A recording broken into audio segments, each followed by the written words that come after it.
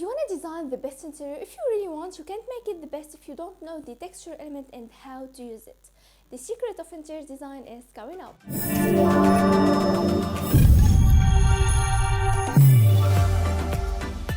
Hey guys, what's going on? This video is a course in interior design. We are in the first topic, which is design elements. And we already talked about line and space. If you haven't watched the previous lessons, you can find it in the description. Also, if you love architecture and want to learn more about it, start by subscribing and clicking the bell so you don't miss anything. We already talked about line and space. Today I want to talk about a very important element, which is texture. When I say texture, I mean the surface quality of a material. Every surface has a texture, whether it's smooth, rough, bumpy or flat. If you watched this video, you might remember that there's big architect said the good building reveals itself in different ways when it's viewed from different distance. This is very powerful if you understand what he said, and this actually also works inside the building, not just from the exterior. An interior room can be seen from different distance. You can see the texture in different distance, not just one. For example, you look at the wall from far distance and you see it very rough and have these edges out of it. You just want to go and touch this surface, this wall. You want to touch it because you want to know how much rough is this wall. But the more close you become, you see more details. When you finally touch it, you realize it's not rough at all, it's very soft. But the shape of it, the texture fools you and made a visual content.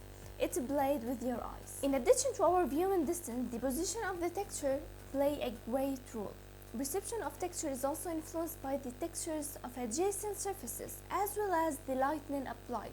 For example, rough surfaces seems more textured next to smooth surfaces when viewed up close and when grasped with light, the light from the side. It's very important to know that texture can be described as either tactile or visual. The tactile texture relates to your actual feeling of the surface, smooth, rough, soft, hard, and etc. Just like when you touch the wall to realize it's not rough at all, it's very soft.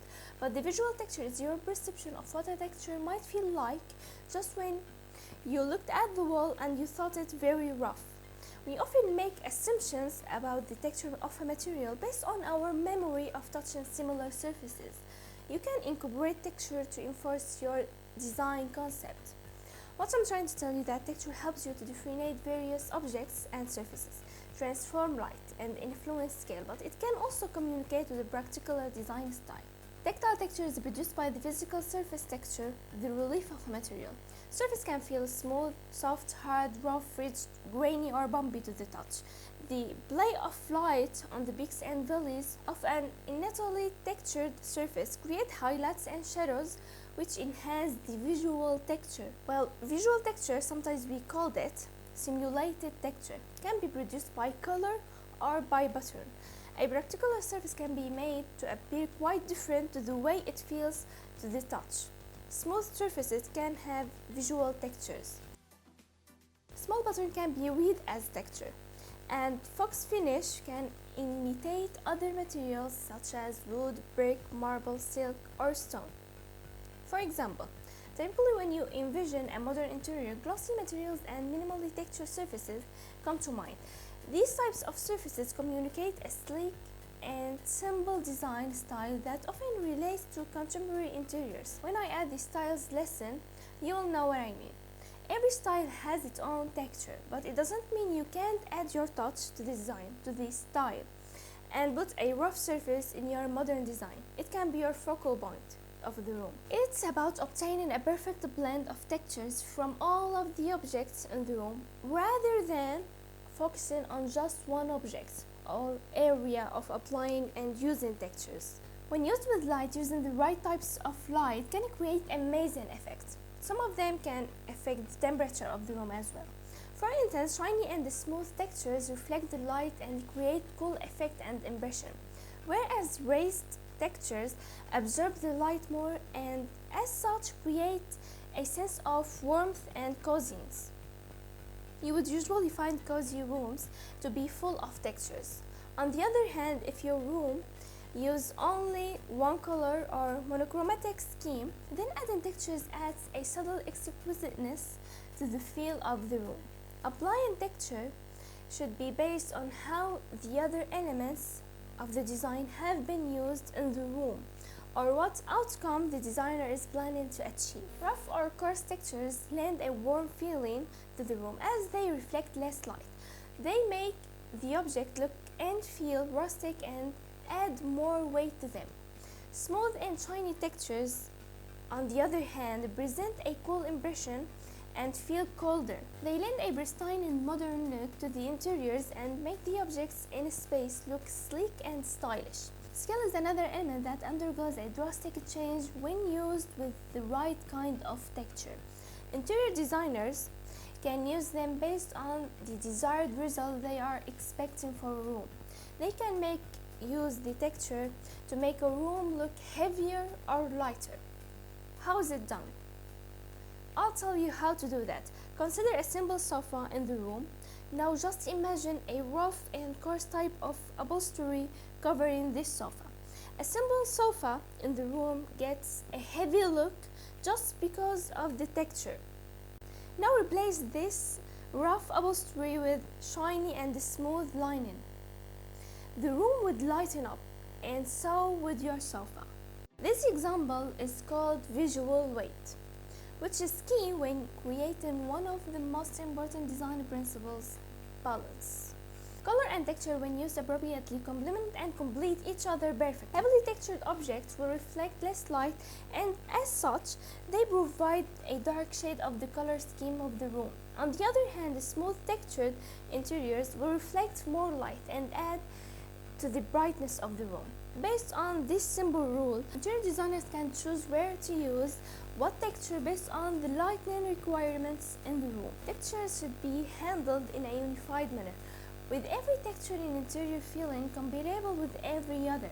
But some contrast and variation in texture is important to relief and for emphasis. Harmony is key to good texture coordination. A harmonious textural scheme incorporates a balance of comparable textures that combine to produce a discernible mood or style. Texture can be always manipulated by light to enhance the beauty or downplay the imperfections in surface material. Texture can be emphasized or minimized by careful attention to the quality and the angle of light. Strong light directed from an angle dramatizes the natural relief, highlights, and shadows of a surface, while diffused light minimizes texture and tempers the appearance of roughness, ridges, or bumps. Texture influences how light is reflected from a surface and thus the appearance of color. Smooth, polished surfaces reflect light well, attract the attention, and make colors appear lighter and more intense. Rough and matte surfaces absorb light. Contrasting textures are more prominent. That is to say, subtle textures appear finer next to coarse textures, and coarse textures appear more dramatic next to fine ones. In the same way as horizontal, vertical or oblique lines direct the gaze. Textures with a directional pattern or a grain can be used to make surfaces appear wider or taller. See how this works? Everything is connected to each other. At the end, it's an element of interior design. Coarse textures can also make objects appear closer, reducing their apparent scale and increasing their apparent weight. Texture also has other sensory impacts, so textures should be appropriate to their intended use. Soft upholstery fabric are pleasant to the touch.